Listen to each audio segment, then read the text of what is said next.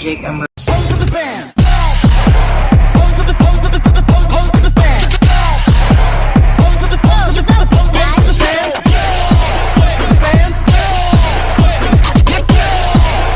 So we are going to introduce to you the Indonesia and Malaysia. Well, Indonesia and Malaysia are neighboring Southeast Asia countries with shared historical and cultural roots. And though their distinct colonial past is that Indonesia under the Dutch and the Malaysia is under the British. It is led by a different path to independence and unique national identities. Both are ethnically diverse nations with strong economic ties and shared cultural heritage from Asian empires. But their government system is legally structured and levels of development have notable differences. While the Malaysia group is located in the Southeast Asia, bordering Indonesia and Brunei on the island of Borneo, and sharing maritime borders with Singapore and the Philippines.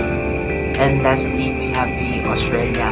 To further know about the Malaysia and Indonesia, here are my teammates. They're going to explain the top or the culture, the history, the colonial of each country, which are the Malaysia and Indonesia. Good day, everyone. I am Marika Barbon, and I will be discussing the history of Malaysia and Indonesia.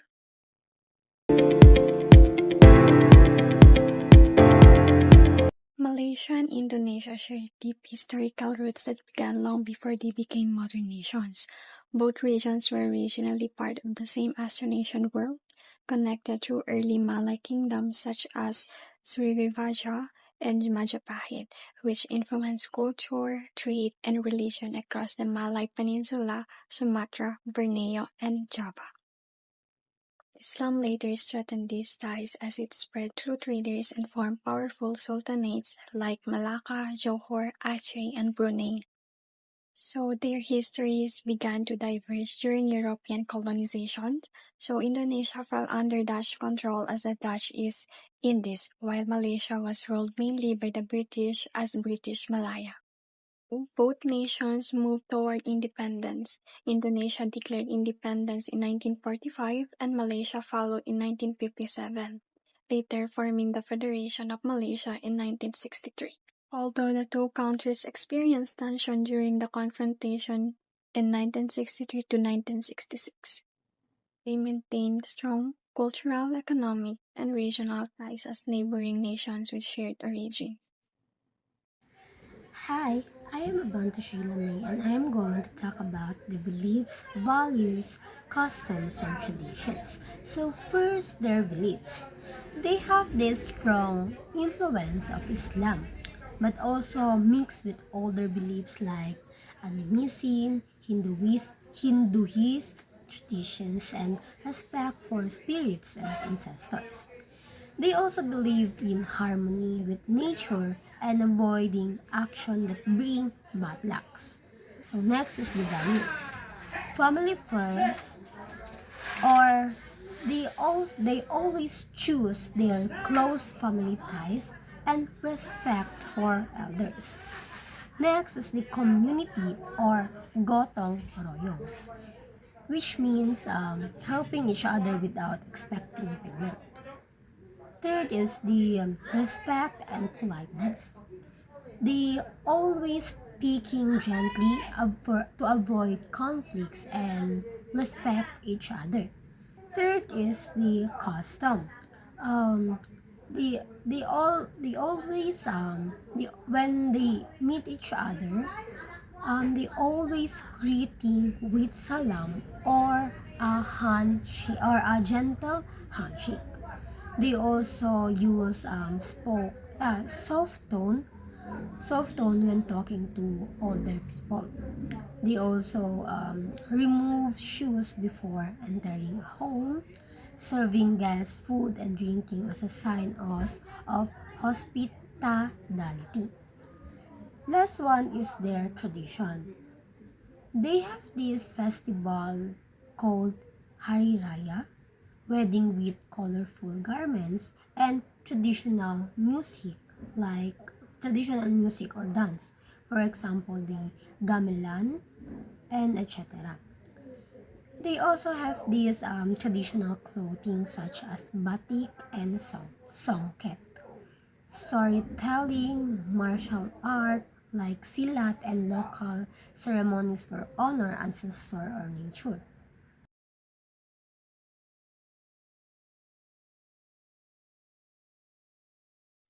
Malaysia is divided into two main parts, Peninsular Malaysia and East Malaysia on Borneo Island. It has a smaller land area than Indonesia, but it is known for being clean, modern, and well developed. Malaysia's population is around 33 million, making it much smaller than Indonesia. The official language is Bahasa Melayu, which is closely related to Indonesia's language. Many Malaysians also speak English fluently. Malaysia is a multicultural country with three major ethnic groups such as Malays, Chinese, and Indians. These mixtures greatly influence Malaysians' food, festival, clothing, and traditions. The country practices a constitutional monarchy, which means it has a king along with an elected government. Malaysia is strongly influenced by Islam, but also has a large Buddhist, Hindu, and Christian communities. Indonesia is the largest archipelago in the world, made up of more than 7,000 islands. Because of this, it has a very diverse geography with beaches, volcanoes, forests, and many different island cultures. Indonesia is also the fourth most populous country in the world, with more than 27 million people. These large populations give Indonesia a strong market and workforce. Indonesia's official language is Bahasa Indonesia, which is based on Malay. The country is known for having the largest Muslim populations in the world, but it is also has Christians, Hindus, especially in Bali, and Buddhists. Indonesia has over 300 ethnic groups, including Javanese, Sudanese, and Balinese, making it one of the most culturally diverse countries in Asia. Each group has its own traditions, dances, clothing, and food. The government in Indonesia is a democratic republic led by an elected president. Economically, Indonesia is fast growing with strong industry in agriculture, mining, manufacturing, and tourism. Good afternoon, everyone. I'm Tarosa Andrea A from BS at English 3B. So now we're on the influence of Malaysia. I'm the one who will explain about this. So the first slide is about the first slide is about the overview of Malaysian culture. Um, the content is culturally diverse country, Malays, Chinese, Indians, indigenous tribes, long history of human settlement. So the Malaysia has a very diverse culture made up of Malays, Chinese, Indians, and many indigenous groups. Human presence in Malaysia goes back thousands of years, showing how long its culture has been developing. So, the next slide is the early indigenous influences. So the content is indigenous tribes, Orang, Asli, Dayak, Kadazan, Dusun, etc. Ancient sites like Nia Cave, 40,000 years old. Early traditional in arts and beliefs. So Malaysia's earliest cultural influences came from its indigenous tribes. Sites like Naya Cave in Sarawak show that people lived in the region 40,000 years ago. These early communities shaped Malaysia's traditional arts belief and lifestyle. So, so the third slide is Malay kingdoms and the regional influences. So the content is Malay sultanates, Islamic traditions, arts, craft, and literature. So the Malay is sultanates played a major role in shaping culture. They introduced strong Islamic traditions. They developed local arts and crafts and build a foundation for Malay's identity. The next slide is Chinese, Indian, and Western influence. Content is Chinese, trade, cuisine, festivals, Indian, Hindu, Buddhism, heritage, food, customs, and Westerns, British colonial impact.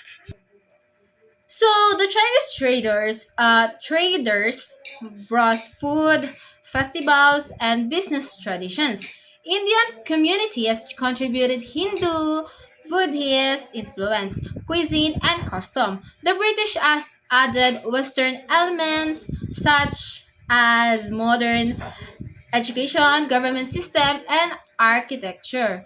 Um, the next five slide is the last slide of Malaysia is modern Malaysian identity. So their content is the national identity after independence, Malay culture plus Islam as core. The last one is multicultural harmony.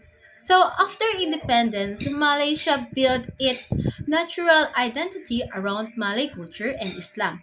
While still embracing its multicultural population, this blend of traditions forms the unique Malaysian culture we see today. So that's all for the influences of Malaysia. So you may see me on the influence for Indonesia.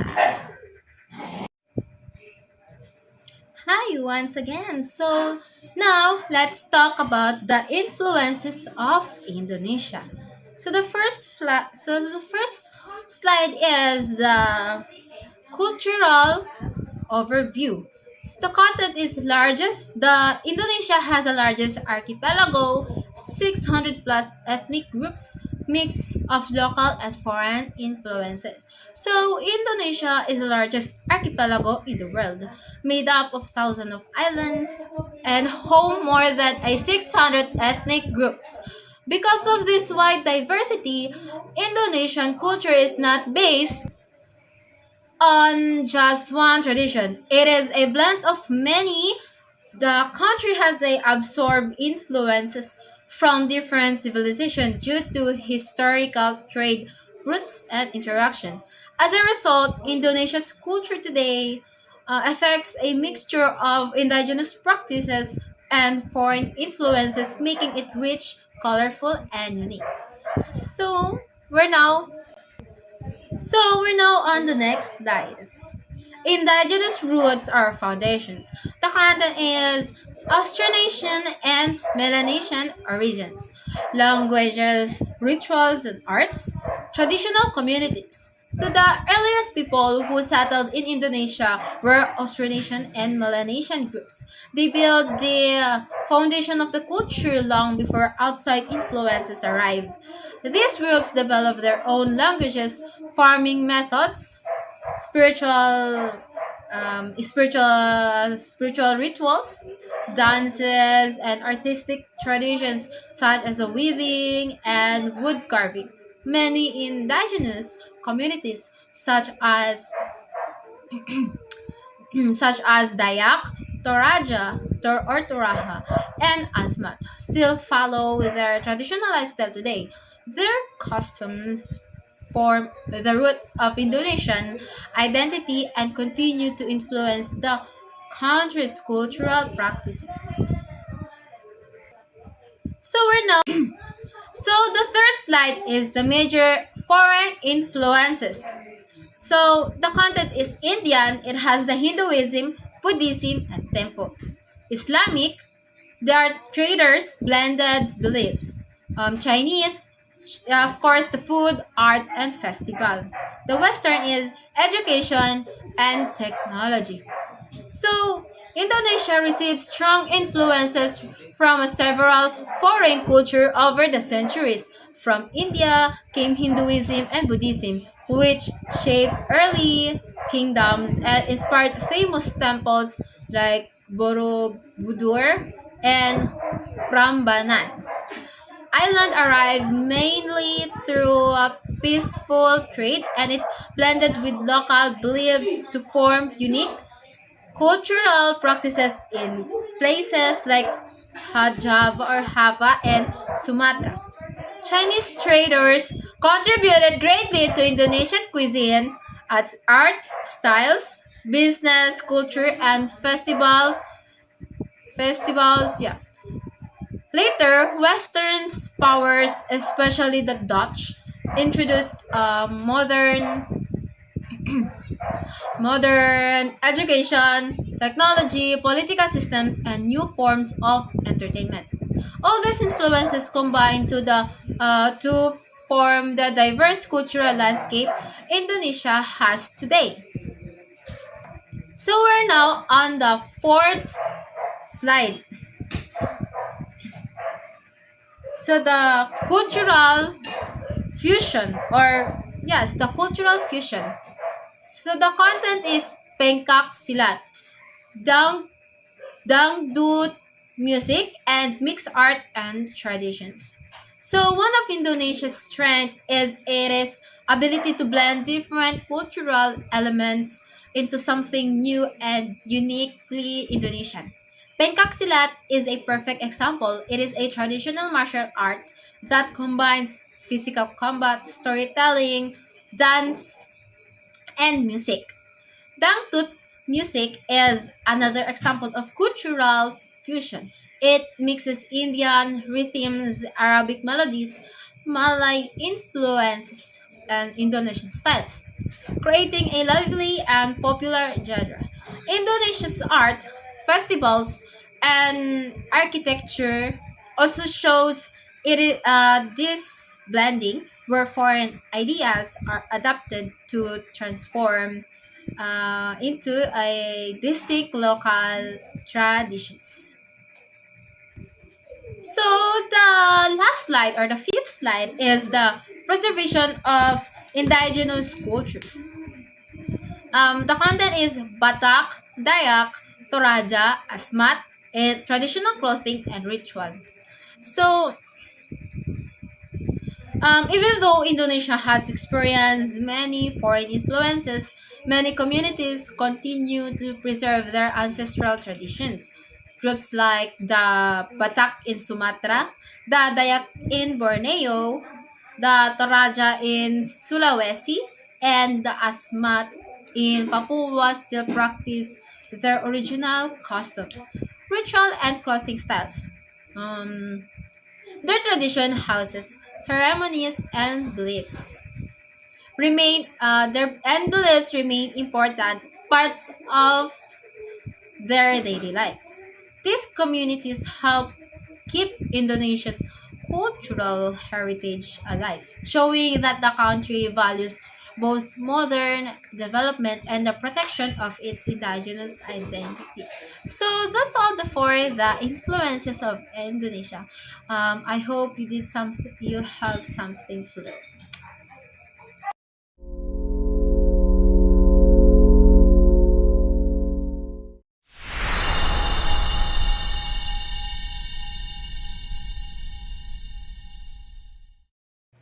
Andrea Hirata Seman Said Harun, or Andrea Hirata, is an Indonesian novelist best known for his autobiographical novel Laskar Pelangi, or The Rainbow Troops, which focuses on the power of education despite poverty. He is a prominent figure in Indonesian literature and is also known for founding Indonesia's first literacy museum, the Museum Kata Andrea Hirata in his hometown of Belitung.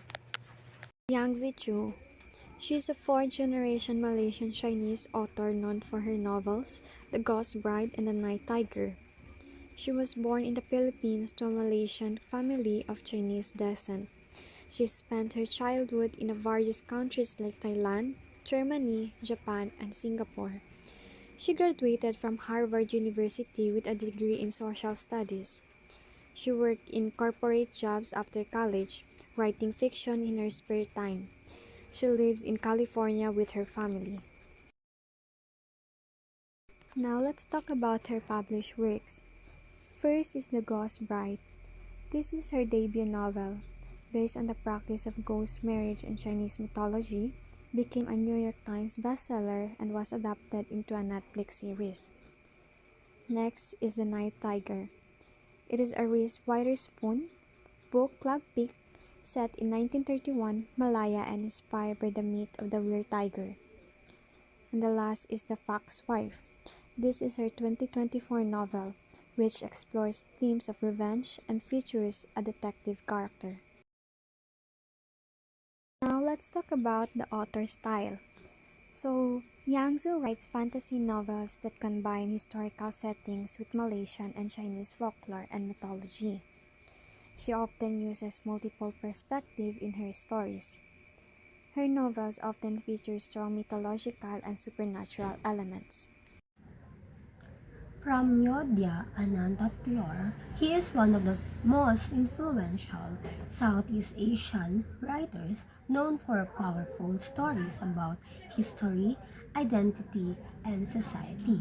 His famous works are Bumi Manusia, The Earth of Mankind, Anak Semua Bangsa, Child of All Nations, Jejak Langka, Footsteps, Rumah Kaka, or House of Glass.